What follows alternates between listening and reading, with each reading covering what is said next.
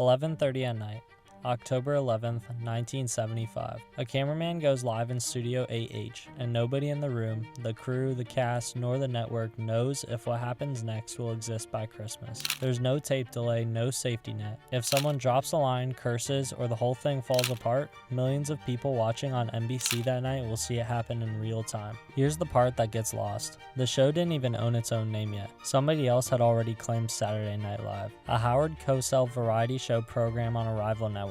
So for its first season, this fragile experiment had to call itself something else entirely. 50 years later, it's the longest running sketch comedy show in American television history. Not because it was built to last, but because for most of its life, nobody was sure it would.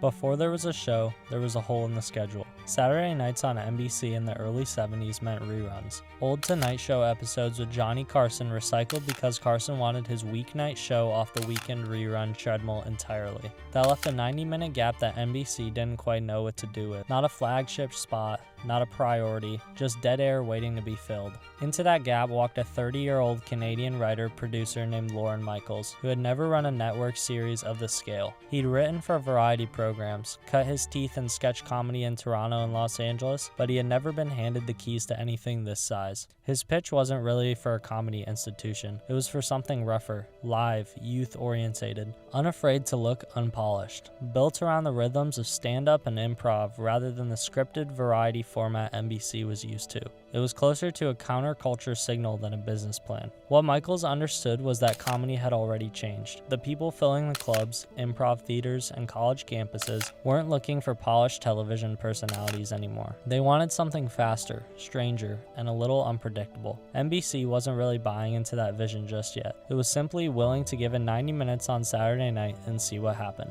NBC didn't greenlight this because they saw the future of entertainment. They greenlit it because the alternative was showing Johnny Carson reruns to an audience that was aging out of a demographic advertisers wanted. It was a relatively inexpensive experiment for a low-priority time slot. Nobody was betting on an empire. They were betting on filling 90 minutes without spending very much money.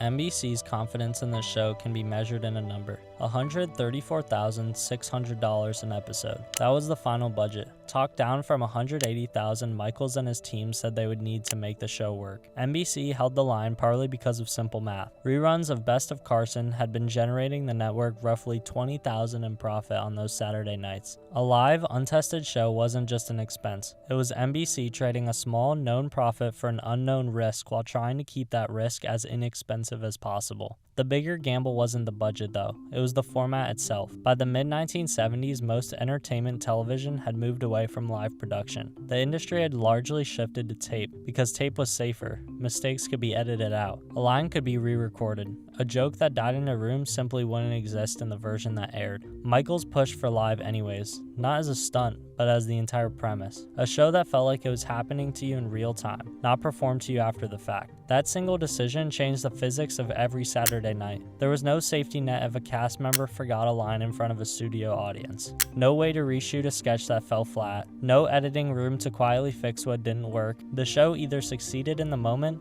in front of everyone watching, or it visibly failed, live and unedited.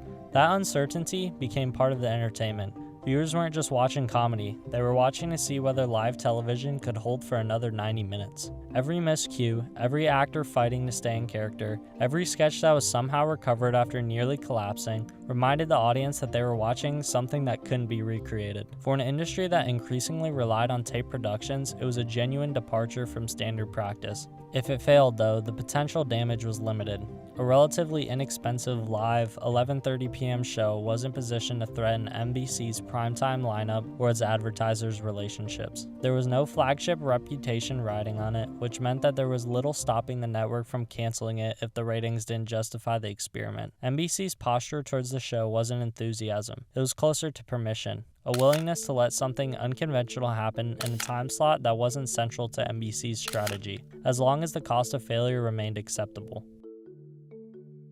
By the time the show found its footing, it had also found its identity, an identity built around constant reinvention.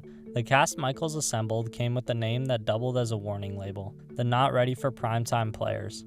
It wasn't false modesty. Most of them had little or no experience in network television. What they had instead was experience in comedy's underground. Chicago's Second City, Toronto's improv scene, National Lampoon's stage and radio productions. They knew how to build a scene in front of every audience, relying on instinct as much as the script. That skill set proved more valuable than traditional television experience. What NBC saw as inexperience turned out to be an advantage. These weren't performers trained to deliver television exactly the way it had always been done. They arrived without many of the habits network television expected, and that made the show feel less like another variety program and more like something audiences hadn't seen before. The show's structure reflected that same instinct towards risk. Sketches sometimes ran too long or fell flat, live with no edit to soften the failure. The cast changed constantly, sometimes dramatically from one season to the next, a level of turnover that would have been considered a liability on most television shows, where continuity is the product being sold. At SNL, it became part of the formula, because nothing was fixed. Not the cast, not the format, not even the show's own name in the first season. A stable show ages. This one kept starting over. That willingness to reinvent itself is also what helped it survive its worst periods. A show built around consistency breaks when consistency fails. A show built around turnover just turns over again. In 1980, the show almost lost everything that had defined its first 5 years. Michaels left after 5 seasons, and most of the original cast left with him. Curtin, Radner, among others. Producer Gene Dumanian took over with a large new cast and writing staff, and the results were rough enough that many critics wrote off the show as a shadow of its former self. For the first time, the question wasn't whether SNL could become a success. It already had. The question was whether the success had depended entirely on the people who created it. If the answer was yes, the experiment was already over. NBC fired Dumanian partway through the season. NBC turned to Dick Ebersol, the executive who had helped launch the show, to rebuild it. He overhauled the cast again, kept a young Eddie Murphy, and the show's revival was driven in large part by his breakout success. 5 years later, it nearly happened again. Michaels returned in 1985 to a show that needed saving a second time, assembled a largely new cast in just a few weeks, and the season premiere was savaged in the press. At the end of the season, NBC seriously considered canceling the show. Michaels asked for one more year, and he got it. What saved SNL both times wasn't confidence that it would work. It was one person, at the right moment, asking for another chance before the door fully closed. By the time the show reached its second decade, something had changed beneath the surface. SNL had stopped being just a sketch show people watched on Saturday nights. It had become a system for producing careers. Every week, the process repeated itself. Writers pitched skits, only with days to prepare. Cast members competed to make it onto the live show before entire scenes were cut at dress rehearsal. Then on Saturday night, millions of people watched the survivors perform with no opportunity for a second take. Few places in entertainment put young comedians under that kind of pressure, in front of that many people, every single week. The formula was surprisingly simple. Find talented people before anyone else did.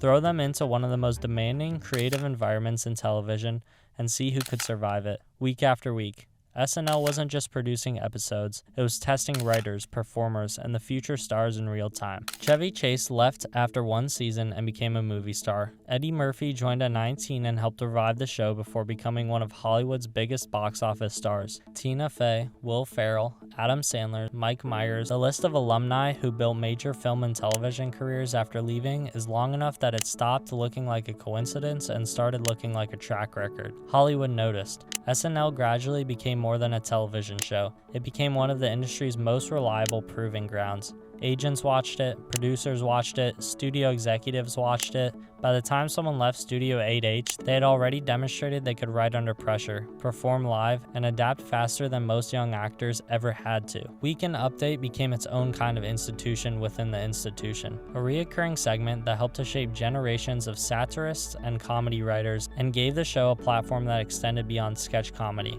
It's where figures like Tina Fey, Seth Meyers, and Colin Jost developed into some of their most recognizable on-screen identities. By 2024, SNL had won more Emmys than any other program in American television history. Not just any variety show, but any program, period. Lorne Michaels alone had been nominated 106 times.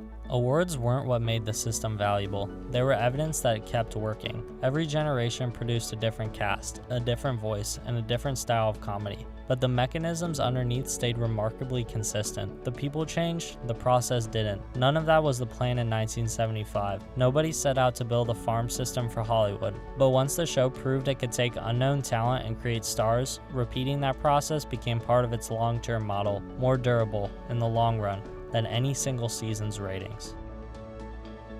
50 years ago, this show wasn't expected to become permanent. It was a relatively inexpensive live experiment slotted into part of NBC's schedule and wasn't considered a priority. Nobody in that room on October 11, 1975 had any reason to believe it would still be running when their grandchildren were born. A hit doesn't survive that. A hit is a moment, a season, a cast, a joke that lands at exactly the right time and fades when the audience moves on. What SNL built was something else. It lost nearly its entire cast more than once, and each time, instead of dying, it simply rebuilt itself and kept going, because the show proved it could outlast any one cast, any one producer, or any one era of comedy. That's the difference between a hit and an institution. A hit depends on the people in it. An institution outlives them. Every September, a new group of writers and performers walks into Studio 8H hoping that they'll be the next name people remember. Most won't be. Some will become stars. The remarkable part is that the machine keeps working, regardless of who walks through the door. Call it what it became.